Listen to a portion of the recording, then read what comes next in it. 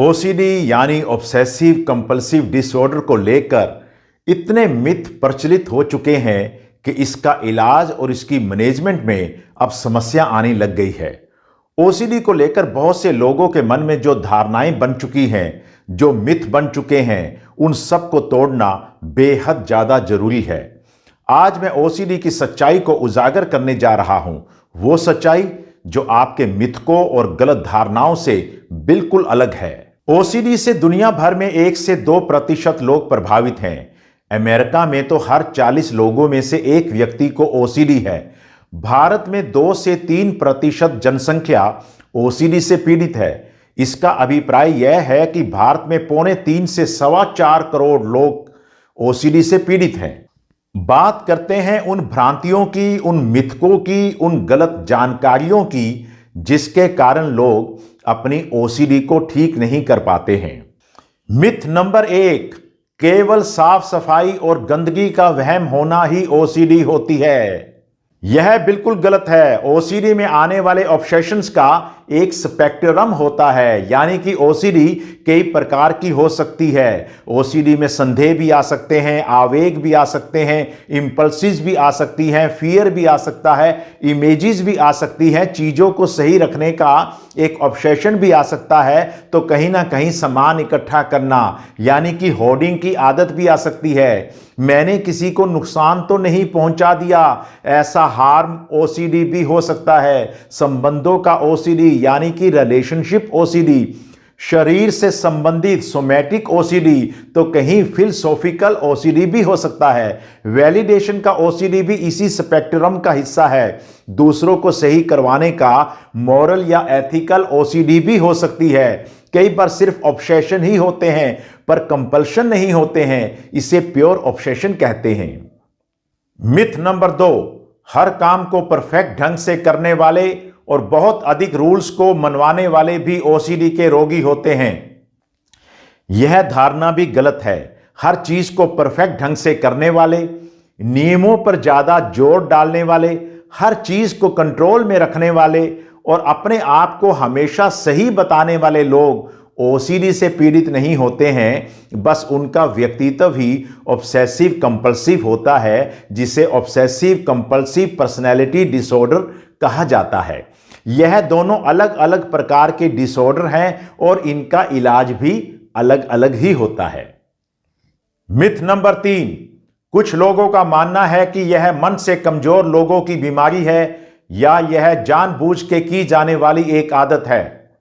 यह मिथ भी बिल्कुल गलत है, क्योंकि ओसीडी एक गंभीर मानसिक बीमारी है। यह मजबूत बनने या सुधरने से ठीक नहीं होती है, बल्कि इसको ठीक करने का एक प्रोटोकॉल होता है और इसी माध्यम से इसे ठीक किया जा सकता है।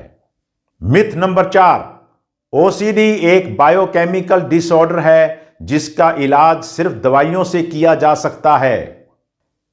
यह धारणा भी बिल्कुल गलत है, क्योंकि ओसीडी एक बायोकेमिकल डिसऑर्डर नहीं है, बल्कि एक साइको बायोकेमिकल डिसऑर्डर है। ओसीडी से पीड़ित बहुत से लोग घर में ओसीडी महसूस करते हैं, पर किसी दूसरे के घर में या किसी दूसरे शहर में या अन्य व्यक्ति के साथ उनकी ओसीडी की कई बार समस्या कम हो जाती है और कई बार थोड़ी देर के लिए बिल्कुल गायब हो जाती है।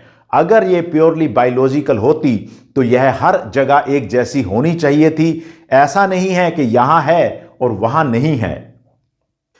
मिथ नंबर 5, मन में बुरे और गंदे विचार आते हैं, कहीं वह सच तो नहीं हो जाएंगे, कहीं वे लॉ ऑफ अट्रैक्शन के कारण सही सिद्ध ना हो जाएं। यह मिथ भी सिरे से खारिज है, क्योंकि ओसीडी में आने वाले विचार आपके नहीं होते हैं, वे सपनों की मानिंद होते हैं, सपनों की तरह होते हैं और ऑटोमेटेड होते हैं। ये विचार अनचाहे और बिन बुलाए होते हैं और ना ही वो आपकी इच्छा से आते हैं।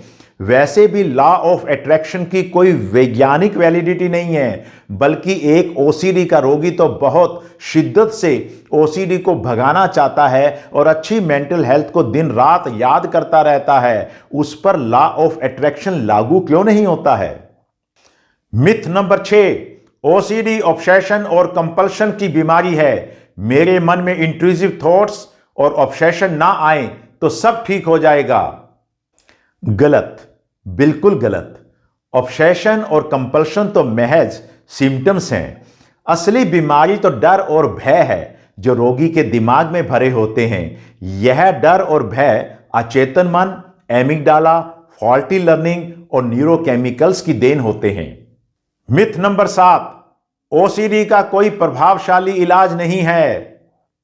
यह मिथ भी बिल्कुल निराधार है। दवाइयां, खान पान में बदलाव, लाइफस्टाइल में चेंजेस और मनोविज्ञान की इंटरवेंशन जैसे ईआरपी और सीबीटी एक प्रभावशाली इलाज दे सकती हैं। हां, अलग अलग लोगों पर इसका अलग अलग प्रभाव हो सकता है।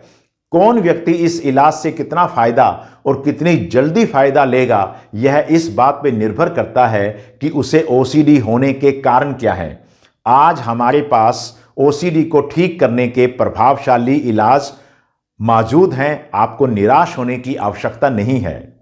अगर आप ओसीडी से संघर्ष कर रहे हैं या आपका कोई दोस्त या रिश्तेदार या मिलने वाला कर रहा है, तो मैं उसकी कहानी और ओसीडी के सफर की गाथा आपसे सुनना चाहता हूं। आपको निराश बिल्कुल नहीं होना है। आप अपनी कहानी कहिएगा। नीचे कमेंट करें, अपनी कहानी, संघर्ष और सफलताओं को साझा कीजिएगा। अगर आपने अभी तक मेरा चैनल सब्सक्राइब नहीं किया है तो मानसिक स्वास्थ्य और शानदार जिंदगी पर अधिक वैज्ञानिक जानकारी पाने के लिए आप मेरे चैनल को अवश्य सब्सक्राइब कीजिएगा और बेल आइकन को दबाना बिल्कुल ना भूलिएगा ताकि आप तक मेरी वीडियो पहुंचे सबसे पहले।